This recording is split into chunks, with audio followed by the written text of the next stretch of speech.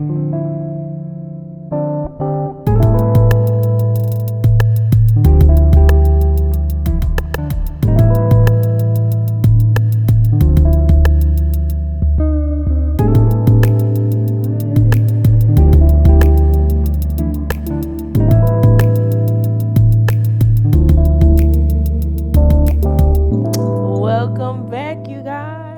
back to the Keisha Cole podcast, the Dear 20's Journal Series. We are back, you guys.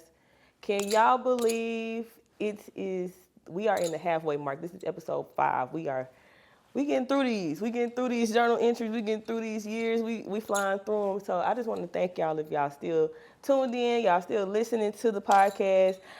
I honestly want to take a little stop out and just say, like, since I've been out and about in the city just as of recent, I've gotten so much feedback from people just letting me know, hey, I see you.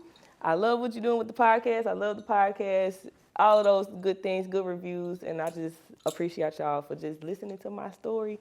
Because this ain't one that I'm just really pubbing like that. I kind of just been kind of putting it out there, but also just allowing the people that really want to listen to it to flock to it. So I appreciate you if you took the time to listen to the last 4 episodes. We halfway through today with this episode, so thank you. So keep in mind, we on YouTube. This is YouTube, so subscribe to the YouTube channel. Follow us on Apple Podcasts and Spotify. You can listen to it on the audio version on those 2 things or wherever you get your podcast. Yes, like, share, subscribe.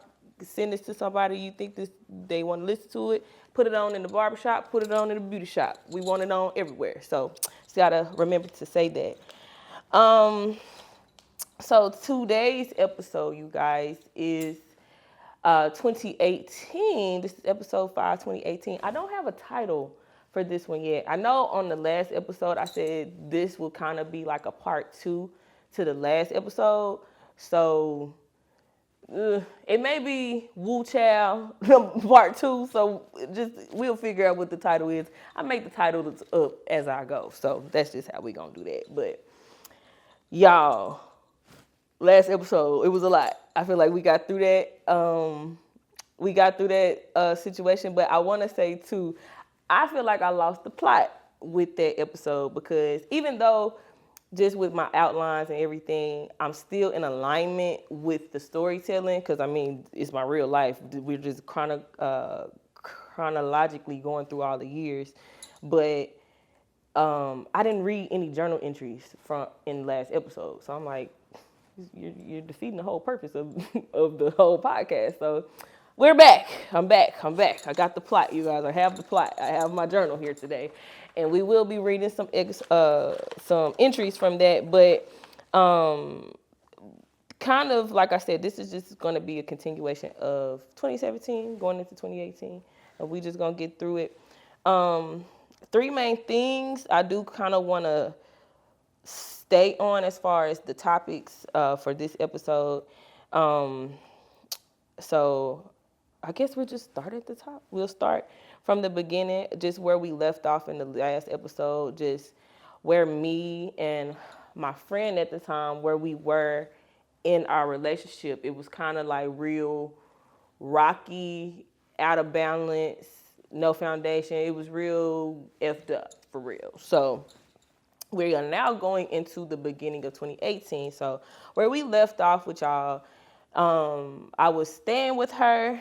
I was still staying with her, but kind of in transition, trying to figure out what I wanted to do because I kept feeling that pull to quit the friendship. Like we needed to get out of that, but it was I don't know.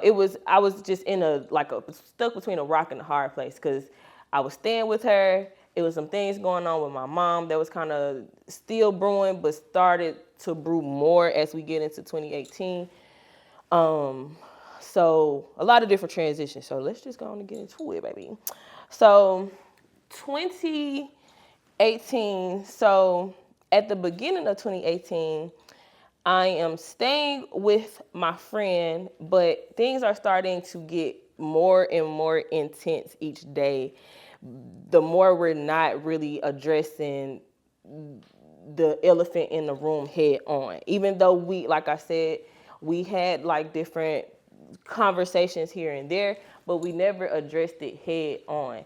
So the elephant just began to get bigger, and especially because we stayed together at the time, you just started to feel it. You could cut the tension in the air with a knife, like it was real thick. So it just all ended up getting to a point where it was an instance. I don't even know if I should just detail the instance because it was like a real petty instance, but that's what happens when you let certain things go on for so long and you don't speak up about it. It's gonna be like a thin or what's that?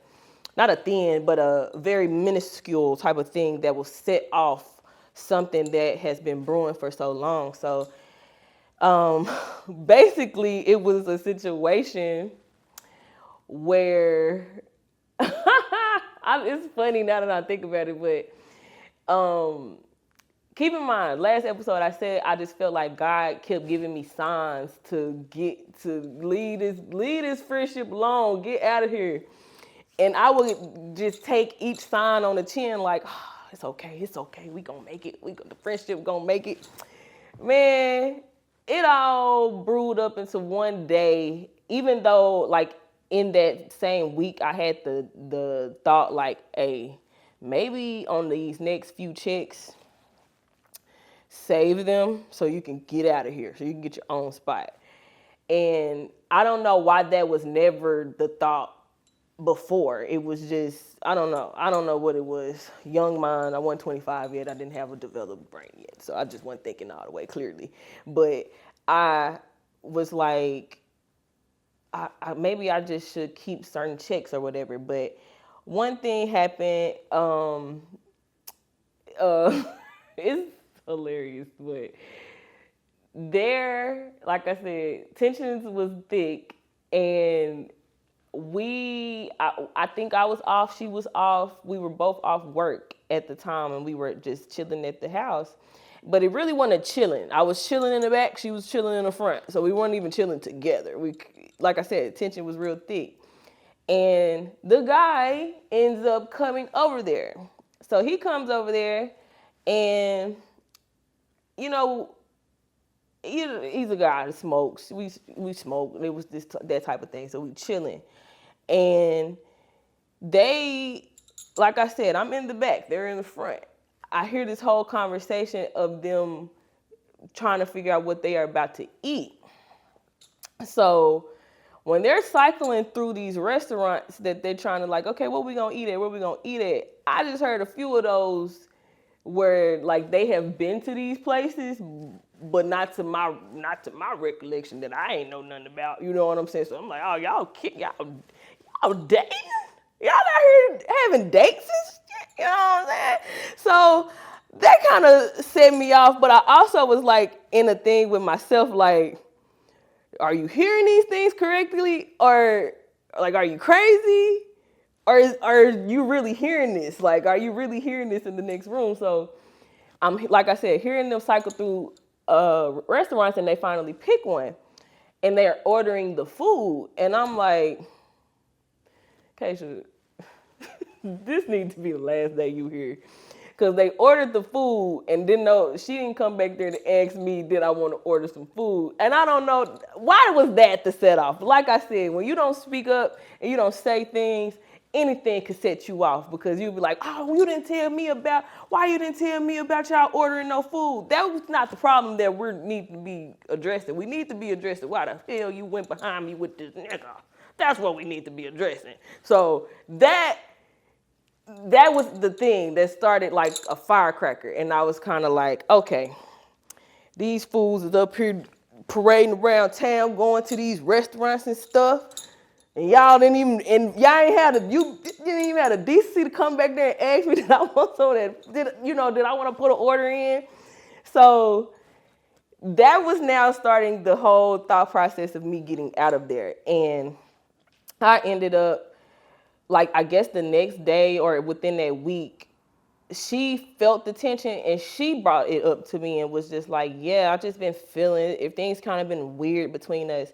But it wasn't in a tone of, you're my friend, let's figure this out, let's work through this. It was more so of a tone like, girl, what the hell is your problem? And you in my house with this energy, you need to fix your face type thing. And I'm like, Keisha, wake up, get out of here, bro. You get out of here, get out of here. So when we had that conversation, I kind of just was like, you know what? I won't be here too long. I just remember like saying something to the effect of that, like I won't be here too long. And then within the next week, I end up just slowly moving my stuff out of there.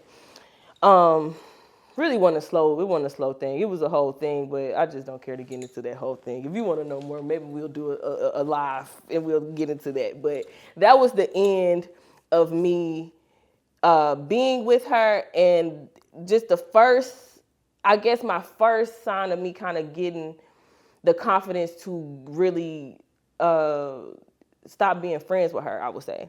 So that was the first point of contention. I was saying, like, leaving her house, getting out of her house. So now I'm in this limbo because when I left her house, I went to her stepbrother's house. I reached out to him because he was in close proximity to where she was. And I was just like, all I need is 2 weeks, really. I just need 2 weeks to put up some money, like, and I'm gonna go get me an apartment. I don't even care where I live at this point. I just need to get out. So he ended up just, letting me stay over there, crash over there for, I really think it was like 2 weeks exactly. Stayed over there and I found me an apartment. And coincidentally enough, it's the same apartment that me and her had the conversation to go and get. Like our whole plan was to say, like, hey, let's get us a 2-bedroom, fairly priced. We split the rent and then we just go from there. We go get our own spots or whatever from there. That was the plan. So I end up, for my first apartment, that was my first apartment. The apartment I had planned for us to, stay in. So it just ended up working out. But now that I'm in this apartment and I'm kind of just in there, I'm having a lot of, I'm in there by myself. So now I have all this time to sit with all of these emotions and woo, let's get into the journal. Let's get into it. Let's get into the journal. So I want to read, I'm gonna kind of mix these up because I got my topic of just where did we leave off with, me and my friend, but also going into me feeling just the nervousness of living alone. But like I said, living alone and now being by myself and having to just face everything that I've been either avoiding or I just haven't been addressing, I haven't allowed myself the time to sit with these things head on. So now that I'm living by myself, I got nothing but time and space to deal with those things. So let's read our journal entry from February 19th, 2018. Let's do it. Dear God, I'm coming to you as I am. There is a lot in my head that I want to say to you. Distracting thoughts and negative talk is trying to seep into my mind. I will not let it take me over, though. The spirit of broke, God, please rid that from me. I feel like since I've gotten over here, so I'm saying, I guess, I would say I'm going to pause right here.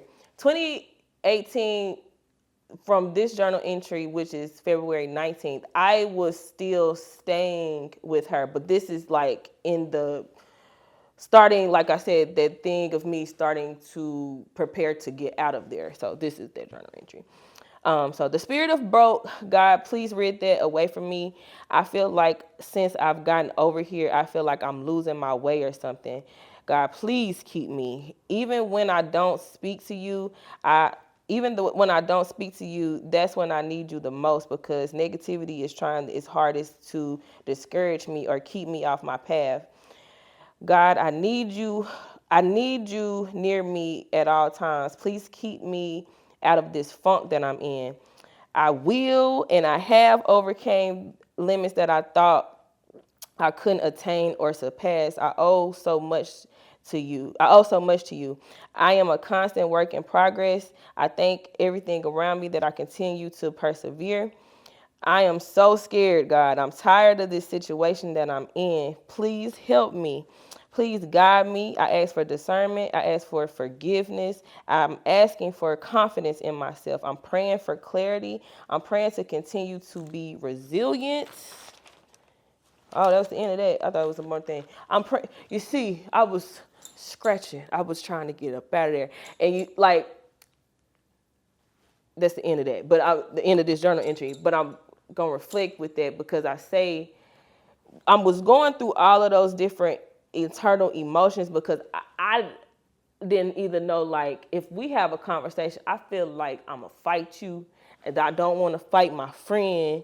I was very naive to this friend thing as far as like I'm still trying to keep a light heart. I'm still trying to keep this quote unquote peace between each other when I wasn't the person that caused the peace to erupt. That wasn't mine to be holding or trying to figure out.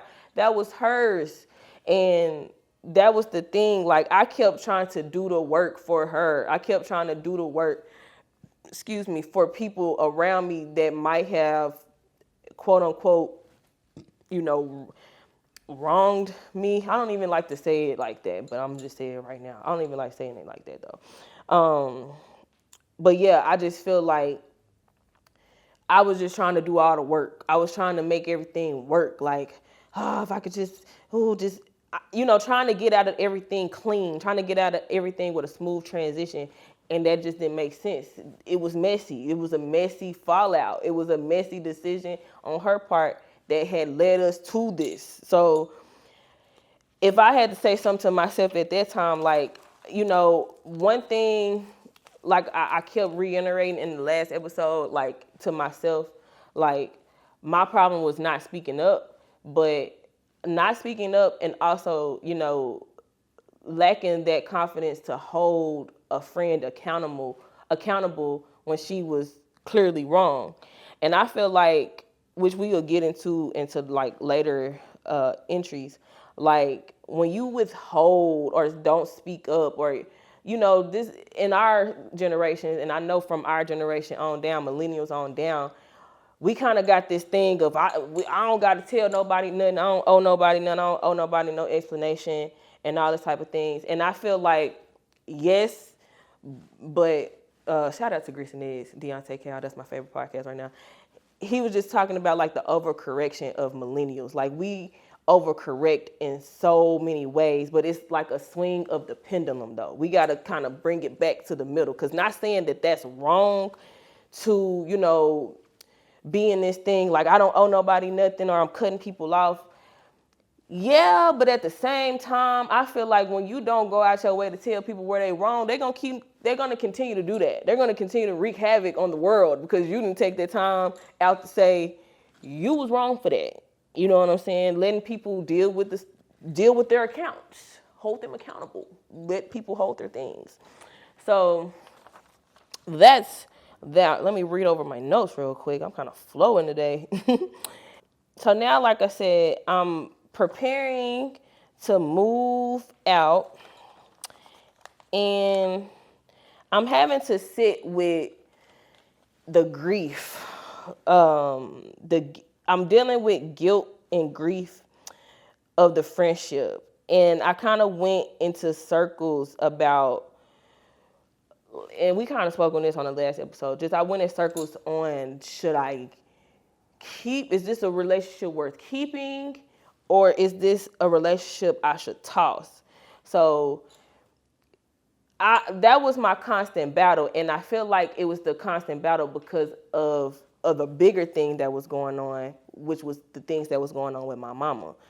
And because I felt like things were so it was always a hard situation with her. Like it was just a tough thing dealing with my mama. So feeling like I gotta continue to go through all this hard stuff Maybe that's what I have to go through in my friendships in order to get a better result. But the thing about the thing with my mom and going through the hard things with that, I had a false, I guess, notion or reality of thinking like, yeah, if I'm devoted and trying to, make this relationship right with my mama, there is a rainbow at the end of it. And I just never got to the rainbow. In real time, something happened the other day with my mama, but we will address that in another episode.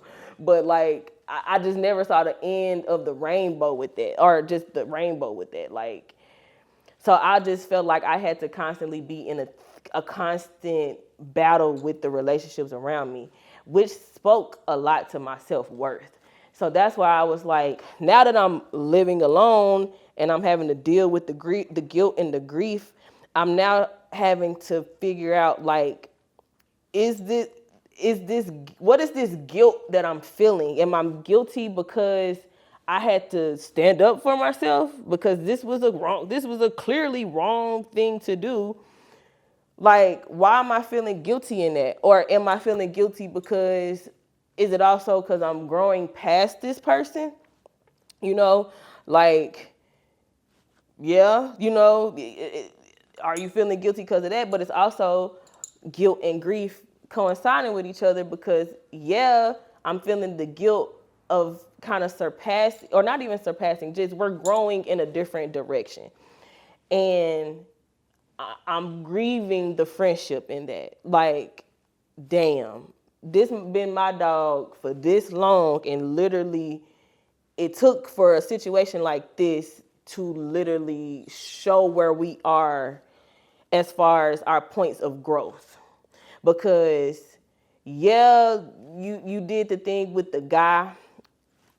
That is so minuscule compared to the years of the long, as long as the friendship was. That's how I viewed it at the time, or that's just how I view it. And I don't know. I just kind of had to look at it at a thing for the points of, maybe we just weren't in the same points of growth. So that's just where I I just had to, my eyes had to open for that.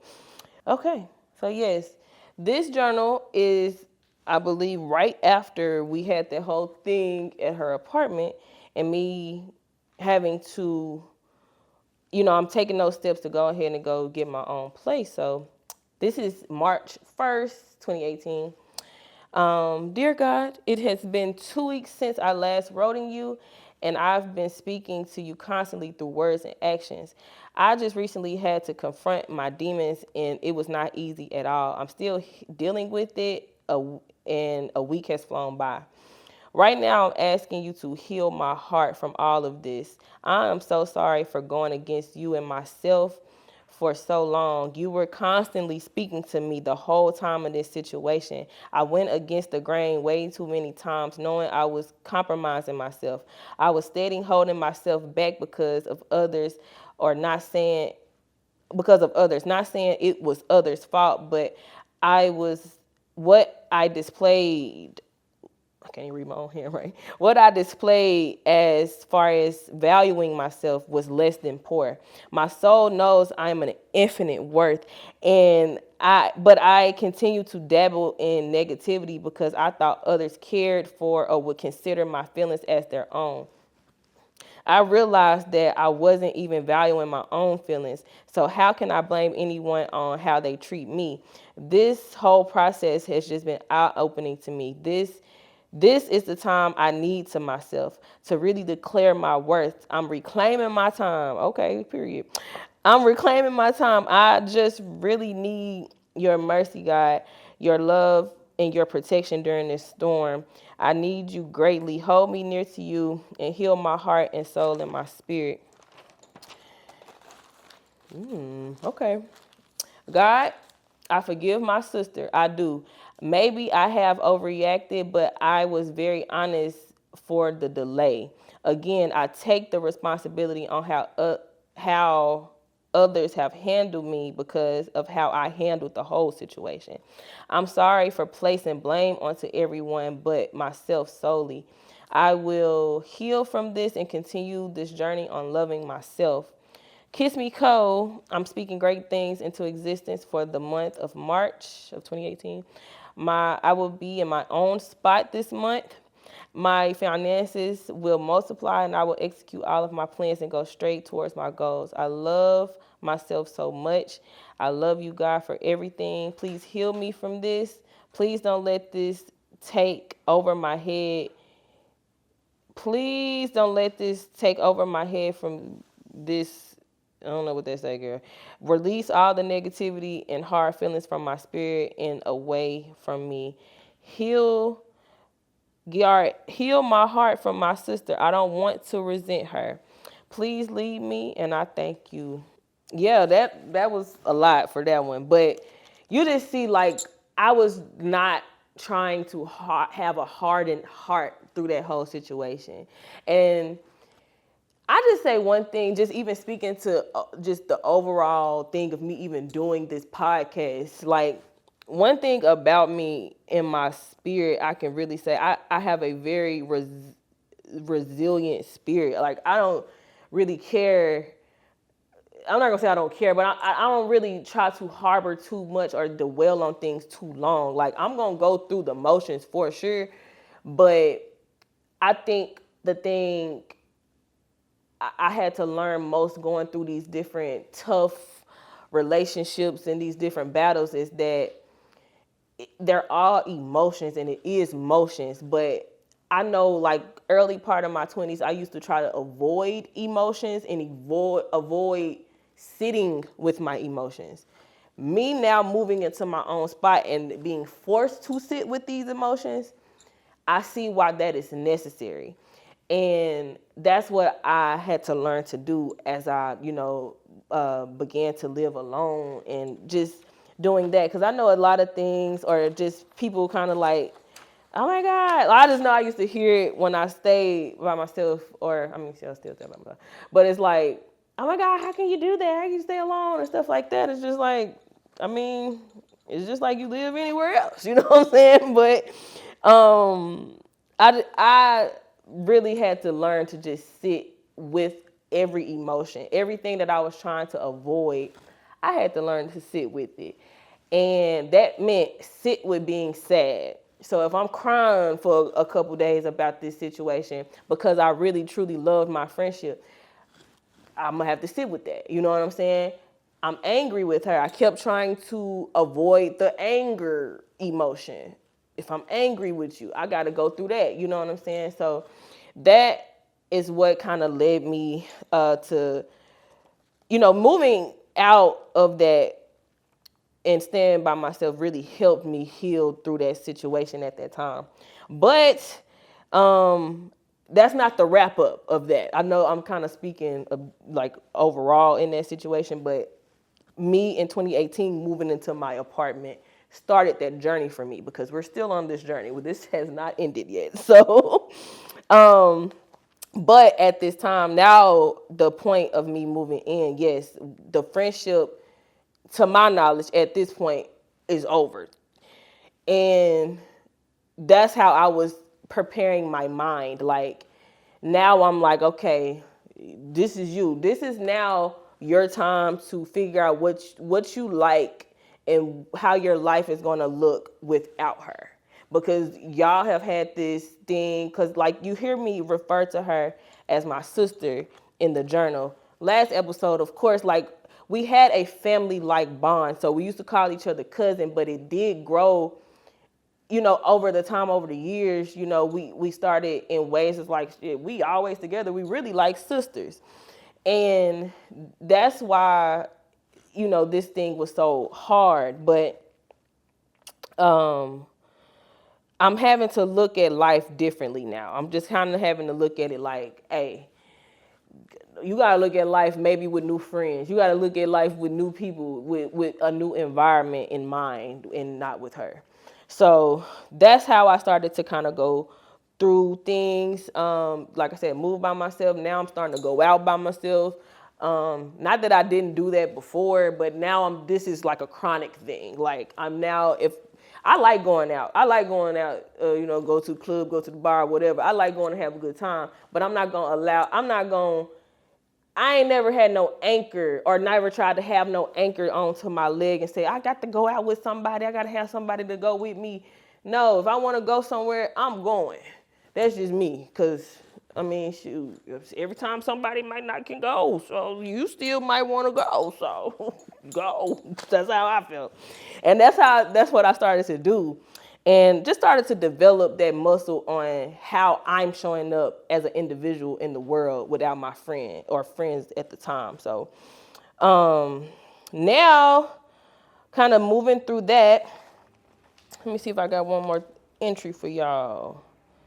And I also want to say too, 2018, because 2018 was so choppy, this is one journal, but I also did journals on my OneNote app, a Microsoft OneNote.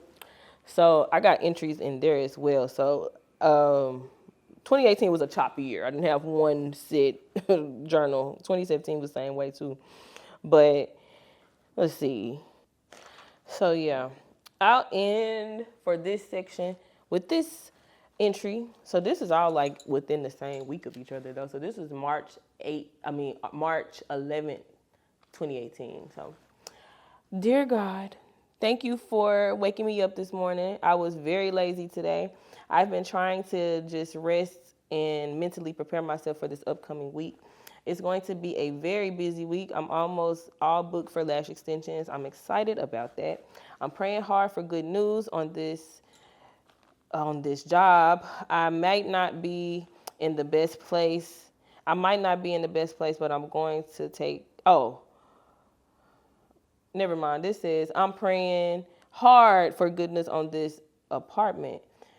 Why did I write it like that? I just be jotting stuff down. On this apartment, it might not be in the best place, but I'm going to take care of my space with my heart in it. I thank God for allowing me to continue bettering myself and becoming a true goddess. Each and every day, I'm tested to see if I know my own worth. It's challenging, honestly. I'll remain resilient though. Since my last journal entry and just ongoing with communication with you, God, I know you've been listening to my soul. She's so strong and she needs special attention right now. I've been allowing my soul and myself to be abused by not speaking up. I'm praying and claiming an awesome week. I'm going to prepare for success. I also had a good time last night. That was speaking to me going out by myself for the first time in there. Excuse me. I had to drink my water. I'm sorry. Also had a good time last night. Thank you for seeing me have a safe. Thank you for seeing me in safe each and every day and night. It was very weird because I was thinking about my friend the whole time. I miss her. I really do, and I got to let go of some things still demand my respect. I hate it had to be over a guy, and especially redacted. His name is there, especially because he is way too what? And I cannot be around that. All of us all together like that was toxic. All of us all together like that was toxic, too toxic because I wasn't saying anything and doing things because I wasn't saying anything and doing things I wanted to do because I was doing them for the wrong reason or miscommunicated reasons. And I felt less than when I'm really the head bitch in charge in reality. And they knew that, but I digress. It's time for me to shine. God, I pray that this week is full of blessings and clarity, success, no worries or negativity. And if there is, please steer me away as it Please steer me away as it's been. I pray and claim that this week will be full of good news and good lessons. Prepare me for this new chapter. Thank you for protecting me and bringing me this far with my knowledge and wisdom from your spirit that one is all around. I guess I just was writing this in the dark or sleep or something, because I ain't never just not been able to read all my handwriting like that. Spirits all around and through me. Please rid me of the lazy, doubtful spirit. Release that energy from me. Allow me to stick to my guns and continue being a woman of character. This week will be that week. This week will be that week. I'm cleaning out my space to make room for my blessings. Thank you, God, for elevating me. So that was me just preparing to say, look, I'm got time to get up out of here. So we have established me moving out, and me moving out was the indication of me just leaving the friendship or part of it. But we are now kind of moving into the mid-year of 2018.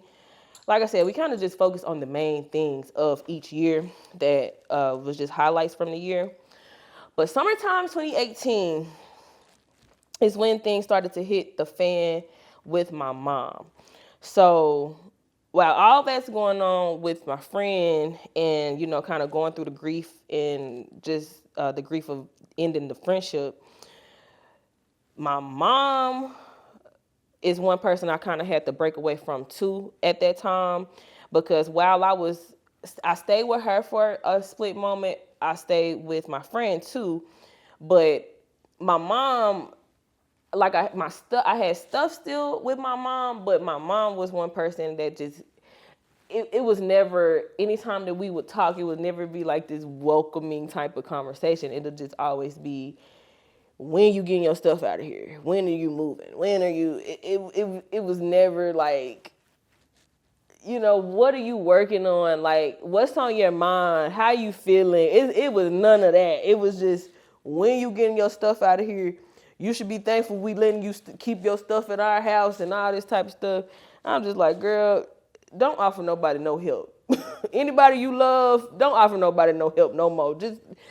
Just save yourself the time. Don't do it. So, but I'm gonna bring a little bit of empathy with this situation. So, summertime of 2018, my mom has a mental breakdown, and it was very scary. It was a very scary time for me, because this is my mom. Like I said, we before this point of the relation, of the break, before the breakdown happened, we didn't have the best relationship. So now it transitioning to like a full blown mental breakdown. Of course, I love my mom, and I empathize and sympathize with her, but it was just in ways hard to really connect, because she never really tried to connect with me. So it was like, chill out. That was kind of my reaction to it. Like, hearing from like the first call, I remember this call so vividly. It was like at 3:00 in the morning, just like a summer night. And literally it was like kind of like around this time of year, July. But in 2018, she called me in the middle of the night, and she is like in a panic, frantic, very loud mode, and saying, hey, I need you to get up right now and meet me at your grandma's house, because I'm finna kill her. And I said, kill her? What? Hold on. Wait a minute. Kill her? What's going on? What's going on? First of all, me and you hadn't even had a conversation couple months or a couple weeks, like just in a just a pleasant, type of conversation. But now you calling me at 3:00 in the morning. You talking about you on your way to your mama's house. You finna kill her. What's going on? What's going on? I'm scared. You know what I'm saying?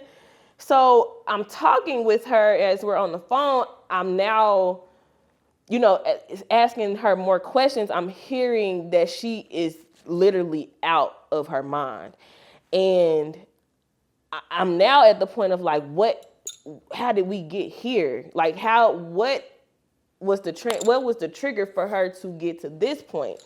So I don't know. I was just really scared for my mama, and I was scared. I guess I was scared for my grandma, but I was in the mindset at this time, like, how did we get here?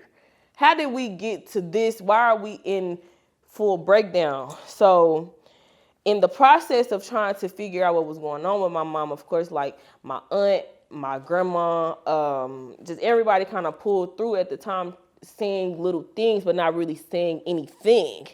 So we finally, my aunt was able to calm my mom down and get her back home. So this whole breakdown thing was like a series of a whole week. Like each day was something different with her because she is in a manic mode. We come to find out once my aunt talked her kind of down and got her back home, we get over there, and I think I was the first person to see her after my aunt, and I'm talking to her and I'm like, what's going on? What triggered, like, what's going on?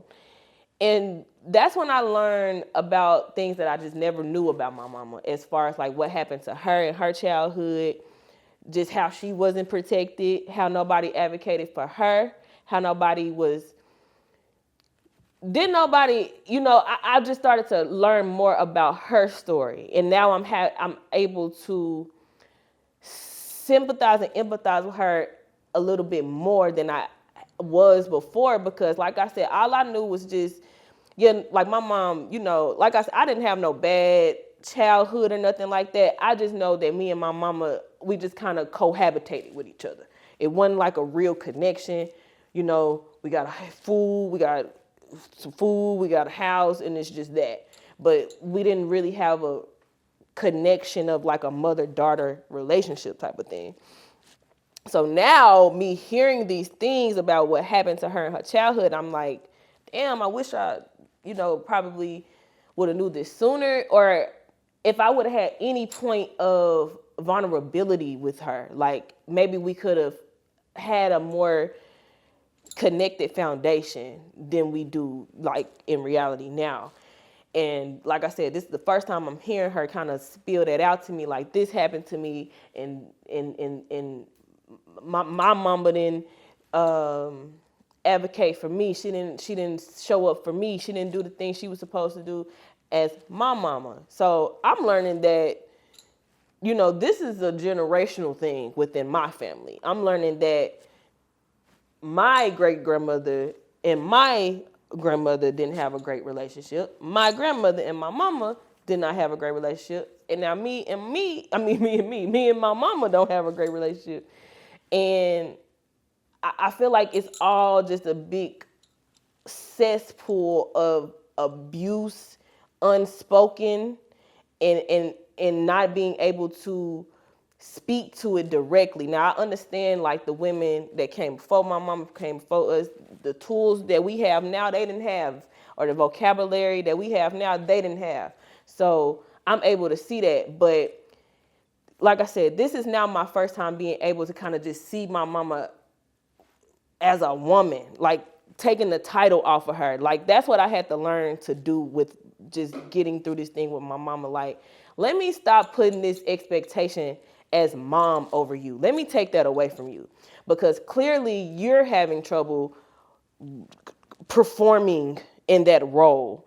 So let me take that off of you. Let me just look at you as a woman and just hear your story as a woman. And now that I'm hearing your story a little bit more, because I didn't really have a full scope at that time, now that I'm hearing it a little more, now I can see why you were, closed off. Now I can see why you really didn't speak a lot about certain things. Now I understand you a little bit more. So she is going through this in a very erratic way.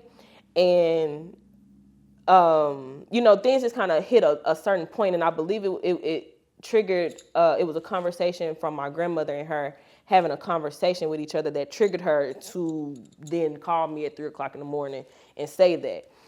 And I think, if I can remember correctly, I believe it was a conversation of said abuse that happened to my mom, and she had that conversation with my grandmother, and my grandmother basically brushed it off.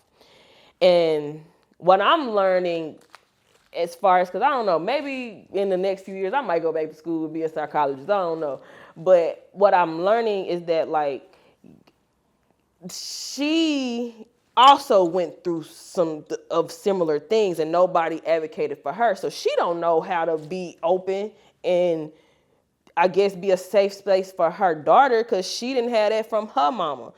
So, but I'm now in this generation, like, who's gonna stop it? Like, and that's the thing. I feel like that's one thing I just noticed, just within our generational quote unquote curse, is everybody is trying to talk and say, hey, I went through it the worst. I went through it the worst. I went through it the worst. And nobody is trying to hear each other. And that's why we have no connection within that, or a real connection. Is really a performative connection, because nobody is really truly trying to hear each other. So that's just how I started to see, as far as the breakdown with my mama. But this is also a continuation too. So we'll get more into this into 2019, because this is actually her first breakdown that happened. She has a similar breakdown again in 2019, but that's when more things started to hit the fan. More things started to kind of make more sense, just as far as how she's acting. But I do kind of want to start to kind of close it out with this. 2018, like I said, I'm dealing with a lot. Friends now dealing with this big thing, or just big thing going on with my mom, with her breakdown. But I'm also seeing, like, we don't know, as black people, or just in black families, black people in general, or just probably people in general, we don't know how to react to people that are going through different mental things, or mental illnesses that they're going through, or things that they're battling with.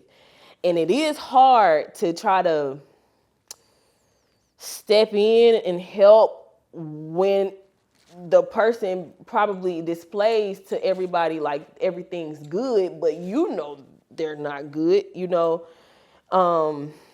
It's a very confusing thing to battle with, and it's hard to battle with it.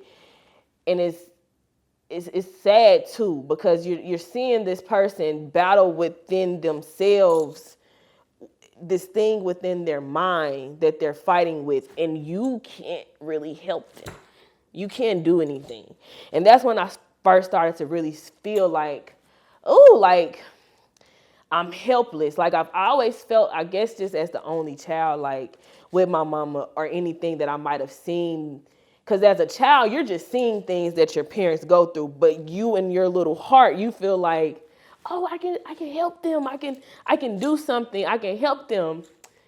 And this is something that I couldn't help her with. Oh, I didn't know it was going to hit me like that. This is something I couldn't help her with.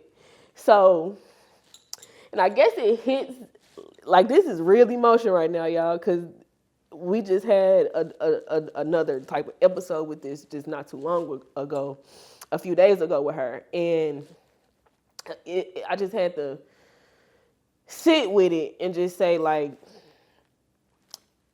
this is truly a thing. Like, I just truly don't know how to help or be of help in that. But I kind of wanted to, because y'all know the movie, what's that movie Tyler Perry came out with? Straw. I kind of wanted to kind of assess the things that was going on with my mom and kind of parallel it to Straw in a way in the next episode, if I can. I'm gonna write it down. We're gonna figure it out. But just how we react to mental illness in our community. And I don't know. I just kind of want to assess and kind of walk through that, because I don't have no definitive answers or nothing on that, but it's just something that I just have noticed within us. Like, it's just something we kind of talk real umbrella, like we kind of just talk about it on the like, yeah, mental illness is real, mental health is real. Man, that's the umbrella. It's sections, it's breakdowns in that we gotta learn to talk about and be open about and speak about it. Like all these years of this sweeping stuff under the rug and all this stuff, we that stops. And clearly my family see me on camera, that stopped with me. So we're gonna talk about it because we're gonna get through that. But I want to end it here because I already know I'm at like an hour, but I do want to kind of speak more. We'll speak more about that in 2019 because that's more so when the breakdown got a little bit more intense with her, and just kind of assess how I was going through that, how I was trying to keep a level head in it and still be of support, but just within the capacity that I could be of support to her. So there's that with that, but I'll end it with this for real. So moms is going through that and not knowing how to really get through that and not knowing who to talk to in that end up making me kick back and go back to my friendship, knowing we weren't, you know what I'm saying, it wasn't time for me to go back into that, but I ended up resulting in just kicking back in that because I just really did not have nobody to talk to get me through that for real. And she understood it more ways than not because I mean she been around for forever, so she know all my business. So I ain't know who else to talk to with that. But we ended up getting back into the friendship strictly through the trauma bonding. But that ended up making matters worse with us too. So that is where I'm gonna end that off, y'all. I done ended y'all with the waterworks. I ain't even mean to do that. I should have some tissue right here. But this is episode 5, y'all. We are halfway through this series, and I can't believe I done made it this far. So I thank y'all for staying with me. What's my thing? So Keisha Cole podcast, the Dear 20's Journal series. Make sure that y'all like, share, subscribe the video on YouTube. Follow us on Spotify, Apple Podcasts to listen to the audio, and wherever you get your podcasts. And y'all, I'll see y'all next time. Episode 6. Love y'all.